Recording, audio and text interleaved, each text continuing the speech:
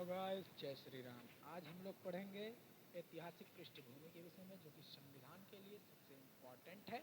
और हम पहले सबसे बात करते हैं 1600 की।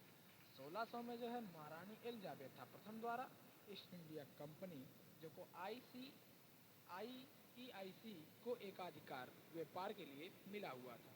फिर 1608 में ब्रिटिश व्यापारियों भारत आए। ब्रिटिश व्यापारी जो है 1608 में भारत आए।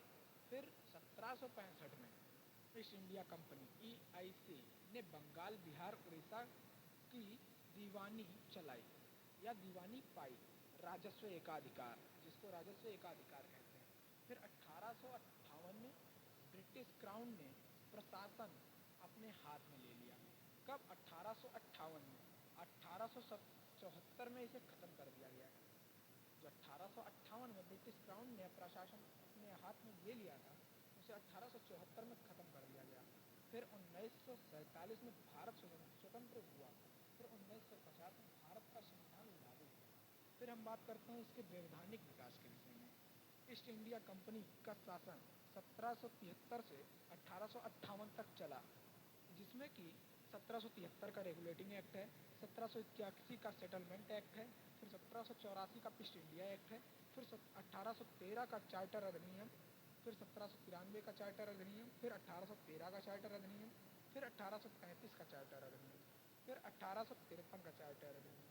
फिर हम बात करते हैं ब्रिटिश क्राउन का शासन अधिनियम। ये कब तक चला, कब से कब तक? 1858 से 1947 तक।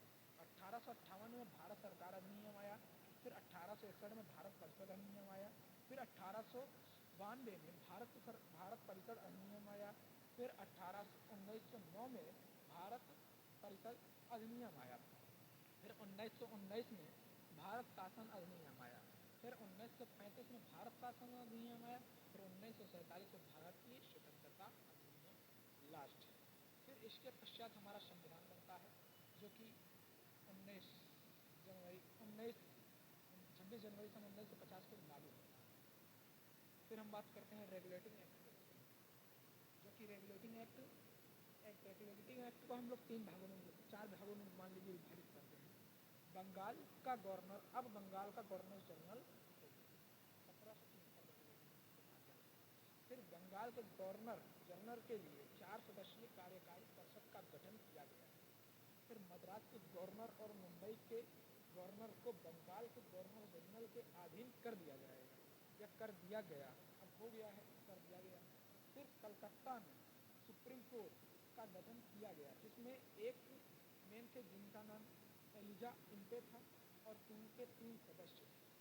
कुल मिला के 1 और प्लस 3 बराबर 4 है। फिर हम आते हैं कुछ महत्वपूर्ण चीज़ों को देखते हैं, जिसमें 1774 में कलकत्ता सुप्रीम कोर्ट बना। फिर 1861 में हाई कोर्ट अधिनियम आया।